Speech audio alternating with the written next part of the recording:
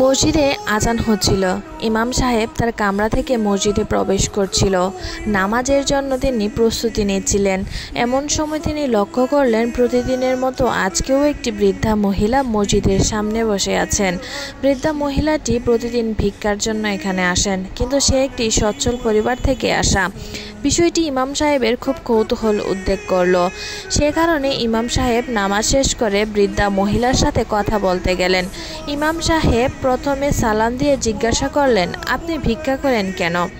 আপনার পরিবার তো খুবই সচ্ছল।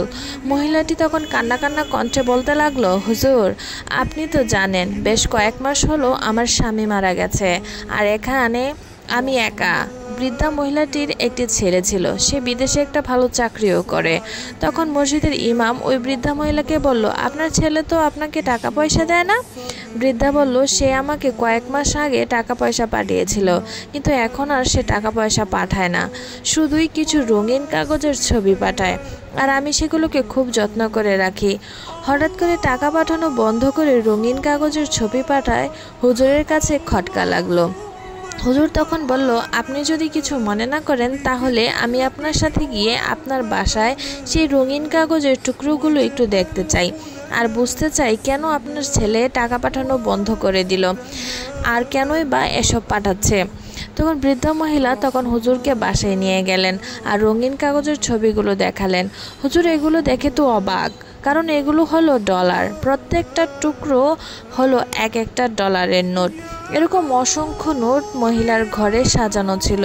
কি আশ্চর্যের বিষয় হলো, মহিলাটি অশিক্ষিত হওয়াতে সেই ডলারের নোটের বিষয়ে কিছুই বুঝেনি, আর কাউকে দেখানোর প্রয়োজনও মনে করেনি। অথচ তিনি নিজেও জানতো না যে ঘরে কত টাকা সাজানো আছে। এই সম্পদ তিনি ঘরে রেখে চুমু খান, আর বাহিরে তিনি কত কষ্ট করেন, ভিক্ষার টাকায় জীবন চালান। এই ঘটনা দ্বারা বোঝানো হয়েছে আমরাও পবিত্র কোরআন শরীফ ঘরে সাজিয়ে রেখে দেই, কতটুকু চুমু খাই, অথচ এটি যে মহামূল্যবান তা আমরা বোঝার চেষ্টাও করি না।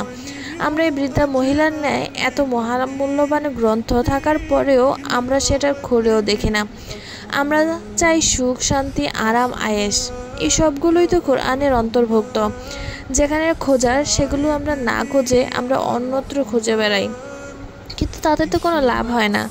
পবিত্র কোরআনের হক হচ্ছে এটা পড়া এবং এটার অর্থ বোঝা এবং সেই মোতাবেক আমল করা। এটি আল্লাহ তাআলার গ্রন্থ, যেটা সমগ্র মানব জাতির হেদায়েত স্বরূপ। আমরা যেন বৃদ্ধা মহিলার মতো না হই। সে তো নির্বুধের মতো ঘরে ডলার রেখে বাইরে ভিক্ষা করে। সে কি জানতো কত হাজার টাকা সে সাজিয়ে রেখেছে?